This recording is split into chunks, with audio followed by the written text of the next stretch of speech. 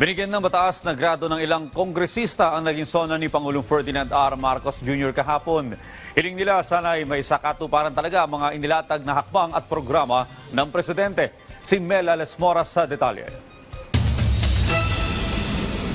For me, that is excellent. Very truthful. Pinuri ni Batangas 2nd District Representative Jervy Luistro ang naging talumpati ni Pangulong Ferdinand R. Marcos Jr. sa kanyang ika-4 na State of the Nation address. Approved para kay Luistro ang pagtugon ng Pangulo sa problema sa supply ng tubig at edukasyon. The laptop for teachers, because we are under the computer age already. And definitely, hindi na pwede yung traditional system of learning. So we are seeing hope na tataas na ang quality of education. Sinama nila 3rd District Representative Joel Chua at Lanao del Sur 1st District Representative Zia Alonto Adjong kontento matapos marinig ang gusto nilang matalakay ng presidente. Dahil nakita naman natin, no, marami naman siya mga natalakay talaga na napakahalaga.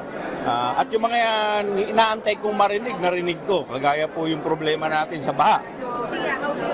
The same rate. Kasi unang-una, gusto ko rin malaman kung paano expand ang PhilHealth coverage. Ang gusto ko lang sanang natinginan ng presidente is yung isabong. Kung si ML Party List Representative Laila de Lima naman ang tatanungin, siya'y nakulangan. Pero thumbs up para sa kanya ang matapang napahayag ng Pangulo sa flood control.